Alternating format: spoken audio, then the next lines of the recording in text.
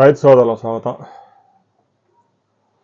జూన్లో ఋతుపవనాలు సహకరించకపోయినా తీవ్రమైన కరువు పరిస్థితులు నెలకొన్న ప్రస్తుతానికి ఏపీ తెలంగాణలో పెద్దగా వర్షాలు లేకపోయినా గోదావరికి కృష్ణానదికి పెద్ద ఎత్తున వరద రావడం రైతుల్లో ఆనందాన్ని నింపుతా ఉంది.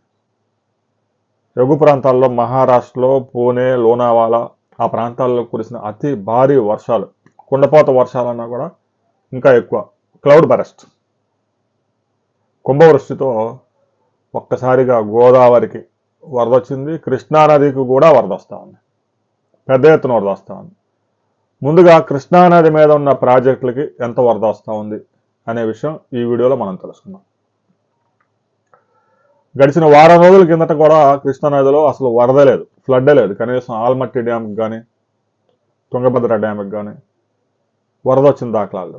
ఒక్కసారిగా మహారాష్ట్రలో కురిసిన అతి భారీ వర్షాలతో ఒకే రోజు 60 సెంటీమీటర్ల కుండపోత వర్షాలు, కుంభవృష్టితో ఒక్కసారిగా కృష్ణా ఉపనది భీమా పొంగి ప్రవహిస్తూ ఉంది.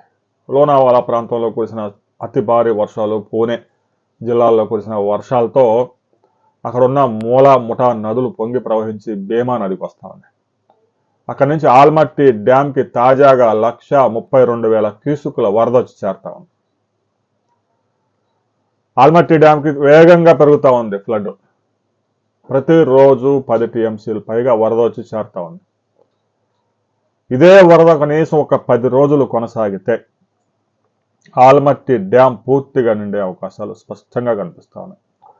ప్రస్తుతం ఆల్మట్టి డ్యాంలో 38 టీఎంసీల వరద చేరింది. ఆల్మట్టి డ్యామ్ కెపాసిటీ 123 టీఎంసీల్లో 35 వచ్చింది. ప్రతిరోజు 10 నుంచి 12 టీఎంసీల ఫ్లడ్ వరద వల్ల జలమట్టాలు పెరుగుతూ ఉన్నాయి. ఇదే వరద కొనసాగితే 10 రోజుల్లో ఆల్మట్టి డ్యామ్ పూర్తిగా నిండుతుంది. ఆల్మట్టి డ్యామ్ నిండితే ఇక నారాయణపూర్లో ఇప్పటికే కొంత వరద ఉంది.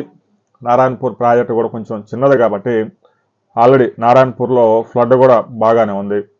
నారాయణపూర్లో 27 టీఎంసీల వరద ఇప్పటికే నిల్వలు ఉన్నాయి, వాటరు. దాని కెపాసిటీ కూడా అంతా 35 టీఎంసీలే కాబట్టి ఆల్మట్టి డ్యామ్ నిండిన 4-5 రోజుల్లో ఇక మనకు జూరాల ప్రాజెక్టుకి ఫ్లడ్ రిలీజ్ చేసే అవకాశం ఉంది.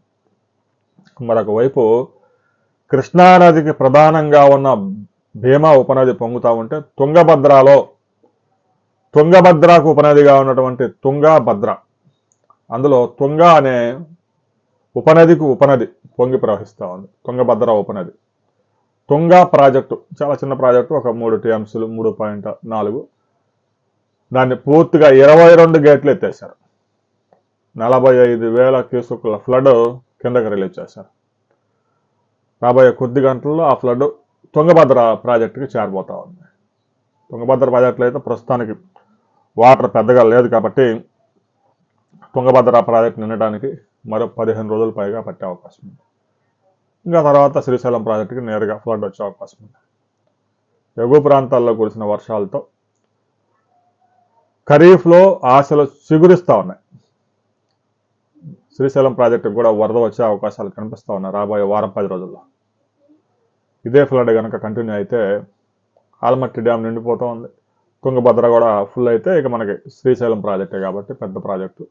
శ్రీశైలం ప్రాజెక్టుకి మరో 10 రోజుల్లో పెద్ద ఎత్తున ఫ్లడ్ వచ్చే అవకాశం ఉంది. ప్రస్తుతానికైతే శ్రీశైలం ప్రాజెక్టులో కేవలం ఒక 42 టీఎంసీల వాటర్ మాత్రమే ఉంది.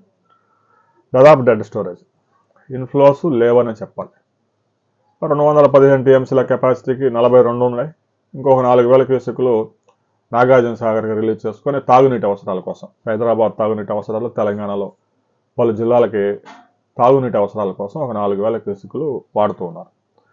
ఈ విధంగా శ్రీశైలం ప్రాజెక్టుకి, నాగార్జున సాగర్ ప్రాజెక్టుకి, పులిచింతల ప్రాజెక్టుకి ప్రస్తుతానికి ఫ్లడ్ అయితే లేదు, కానీ ఎగువ ప్రాంతాల్లో కురుస్తున్న వర్షాలతో ఖరీఫ్ ఆశలు సిగురిస్తూ ఉన్నాయి. శ్రీశైలం, నాగార్జున సాగర్ ప్రాజెక్టుకి పుష్కలంగా నీరు వస్తే కొంత లోటు వర్షపాతం ఉన్నా కూడా ఏదో ఒక విధంగా ఆర్తడి పంటలు వేసుకొని కవర్ చేసుకునే అవకాశం ఉంటుంది. దీనికి సంబంధించి ఈరోజు ఒక రిపోర్ట్ రాబోతా ఉంది. ఆ తర్వాత మరిన్ని వివరాలతో మరో వీడియోలో మనం కలుసుకుందాం.